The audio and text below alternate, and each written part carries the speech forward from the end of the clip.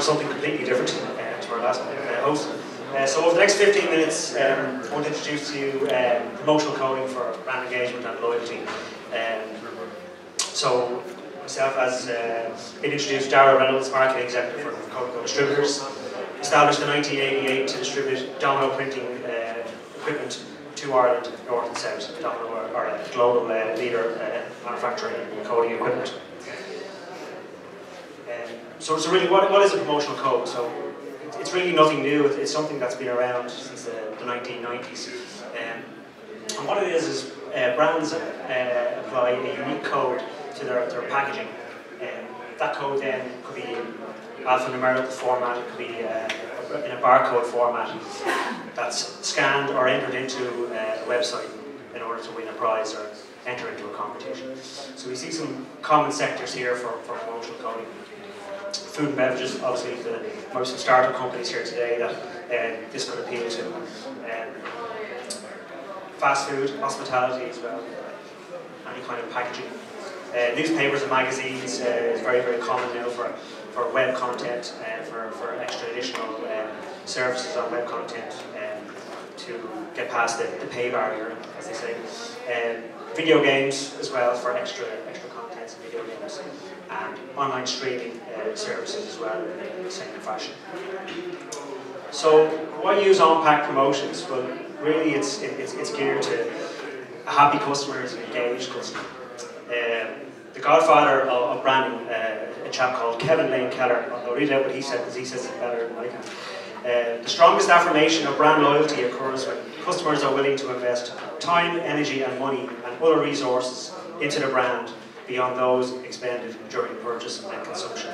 So it's what the consumer is going to do extra that engages them with your brand. So why use on-pack promotions? The first reason is it stand out from the crowd. I think we'll all agree there's a huge explosion of new products on the marketplace. So to stand out on the shelf is really one of the key goals for why you should use on-pack promotions. Secondly, engage with your customers. A happy customer is an engaged customer, as I said already.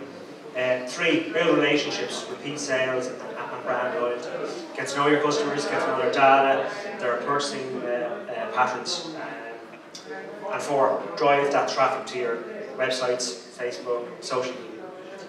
5, that's why we're all here, increase revenue. So it's one of those tools that you can use as a marketer to drive sales. Just to do a couple of case studies here, just to show what we mean by on-pack promotion. So, bottle of Coca-Cola, very good example this summer of an on-pack promotion. They were giving away 250,000 selfie sticks. So that's a lot of selfie sticks, and it's a lot of thought has to go into how that campaign is managed.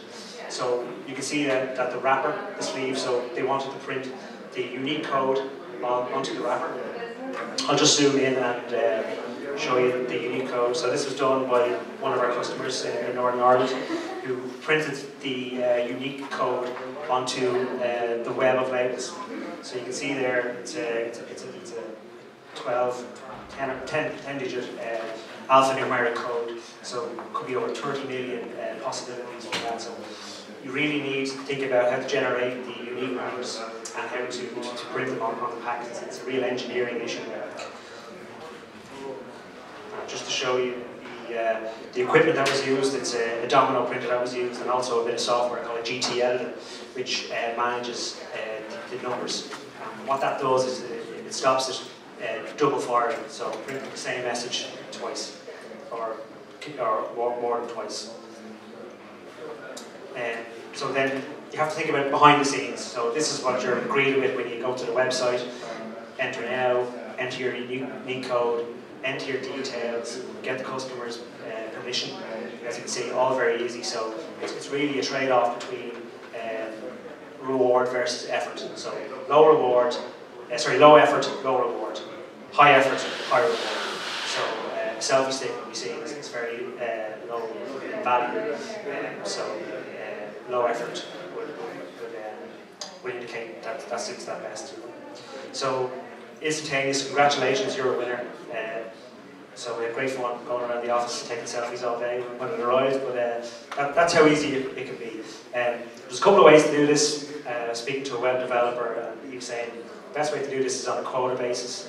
So if you've got 10,000 products out there on the shelf with a unique code on them, you can say 1 in 20 is a winner. So every 20 hits to the website, instantaneously you're a winner. So it's a real easy way to manage that type of competition, so you don't have to pre-select what codes win the prize. The second case study I've chosen is LucasAid. It's kind of a very similar project to the Coca-Cola one. So you can see here, stands out immediately on the shelf. Yes, project. We're running a promotion here, so really stands out. So you can see the unique code is actually lasered onto the side of the PET bottle, and that's done with another domino printer, with the laser printer or laser marking system there. Again, I'll zoom in so you can see the quality of the code. It's kind of like a frosted engraved inside of the PET bottle.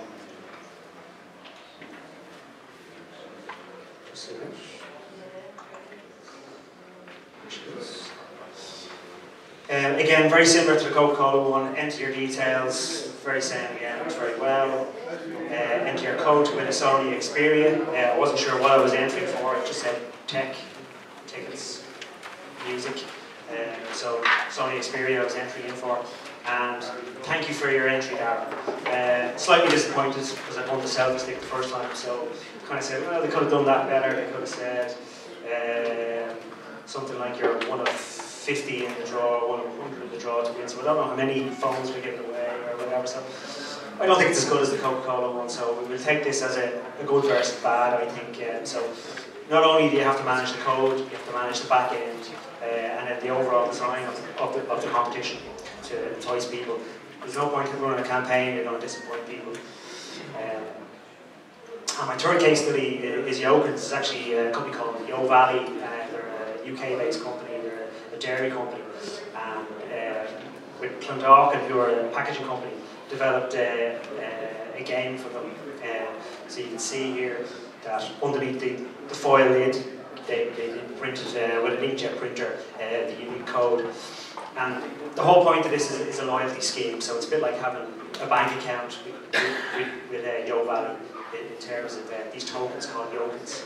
And the thing I liked about this campaign was they were giving away, say, organic free trade T-shirts, shopping bags, days out with the family, all very kind of cool and hip and with it at the moment. So they were giving away 5 tokens, say, on a small package, 20 tokens on a large package of yogurt. So you save up the tokens and then you offset them against the gifts. So I thought that was a really, really good success story of how you can build up customer loyalty over a longer period of time rather than just a quick campaign.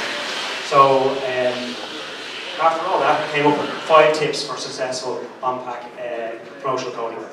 1, make it fun, stand out. Colours, tie in with games. I know a lot of FMCG companies, big brands, tie in with Disney, with Star Wars, stuff like that. But from an SME point of view, you could come up with your own cartoon characters, just to stand out off the pack. Reflect your brand. You wouldn't see an insurance company giving away a skydive. So, Coca-Cola give away selfie sticks, makes sense. LucasAid giving away phones, yeah, okay, fair enough. And we saw Yo Valley giving away, free trade T-shirts, which is pretty cool. So reflect your brand. Reward versus effort. If you're giving away a camper van, a low hit, a low effort, what might work, but what would be cool is to send in a video or something if you don't give away a camper van. Make the consumer really get into it and enjoy the experience. So have a think about effort versus reward. Make it fair and robust. We spoke about the back end of the website. We spoke about the GT editor controlling all the unique codes. So have a think about that as well.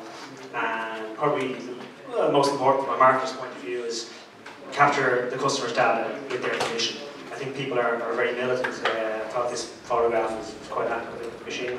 So people don't like giving away their data these days, more and more so. So be upfront, tell them what you're going to use the data for, get the permission. So just to recap, there's the 5 points. So how do you add promotional codes to food and drink packaging? So the right equipment, so we saw two different technologies there, inkjet and laser. Stage of manufacturing matters, so does it go on the label, does it go on the pack, does it go actually on the product itself? We have actually put 2D barcodes on raw chicken breasts for food traceability, so it does work. The stage of manufacturing does matter. It's an engineering challenge. How does the product move along the conveyor line or the processor in the factory, or is it just in your own production facility on a workbench? So how are you going to make the product meet the printer? Code generation security, we spoke about that already. The different makeup of the array of ways of doing it. You're going to use a barcode, you're going to use a serial number, you're going to use text, numbers, letters, all that, to make sure you don't get people be able to hack, or you don't get duplicate codes. It's very important. And we've actually partnered up with a company called Digitizers, who are a promo code management company. So we'll provide the printers, and they'll do the back end and the code generation as well. So they're a new company, and they're focused on food and beverages, but they're also focused on the newspapers and magazine sector as well. So you can visit their website, Distributors.com. I'll leave up the last slide for a couple of minutes. If you want to scan that QR code, you get a download of my presentation here. You'll also get my white paper on what I've discussed there. So if you have any questions,